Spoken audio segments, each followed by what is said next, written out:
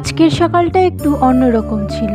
রোজ যেখানে 5:30টার অ্যালার্মের শব্দে ঘুম ভাঙে, আজ সেখানে ঘুম ভাঙলো 6:30টায়। পরের আজ কাজের ছুটি, তাই হয়তো মনের কোণে একটা বাড়তি প্রশান্তি ছিল।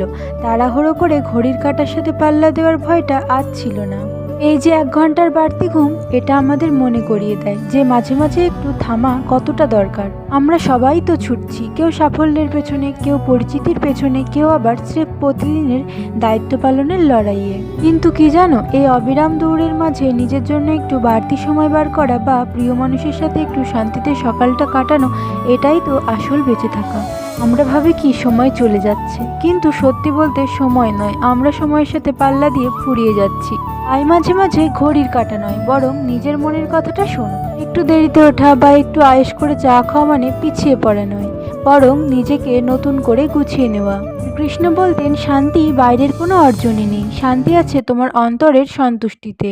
তাই আজ যখন আমি 6:30টায় উঠলাম, বুঝলাম সবসময় প্রথমত হবে এমন কোনো কথা নেই। মাঝে মাঝে একটু দেরিতে শুরু করা দিনটাও পরম শান্তিময় হতে পারে। সে যাই হোক, আজ কিন্তু তোমাদের সাথে অনেক কথা শেয়ার করে ফেললাম। কথা বলতে বলতে দেখো আমার কত কাজ হয়ে গেল। আমার কিন্তু সকালের টিফিনটাও হয়ে গেল করা। আর এখন দেখো আমি নিয়ে বসেছি মাছ। এখানে প্রায় কিন্তু 1 কেজি মাছ আছে। এগুলো কিন্তু আমি সব বসে বসে এখন কাটলাম। আর এগুলো কাটতে কিন্তু প্রায় আমার 1 ঘন্টা সময় লেগে গেছে। আর ধুতে সময় লেগেছে প্রায় আরও আধ ঘন্টা। যারা মাছ কাটতে পারে তাদের কিন্তু এতটা সময় লাগে না, কিন্তু আমি যেহেতু ভালো পারি না, তাই জন্য কিন্তু আমার অনেকটা সময় লেগে যায়। আর এতগুলো মাছ থাকলে তো আরও বেশি লাগে। মাছ টাছ কেচে কিন্তু আমি সমস্ত রান্নাবান্না করে নিয়েছিলাম। আর রান্নাবান্নার ক্লিপ আজকে আমি কিছু নিতে পারিনি, প্রচণ্ড ব্যস্ত ছিলাম।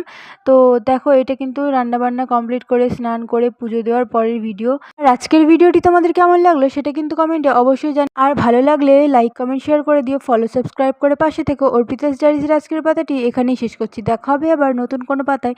সকলে ভালো থেকো।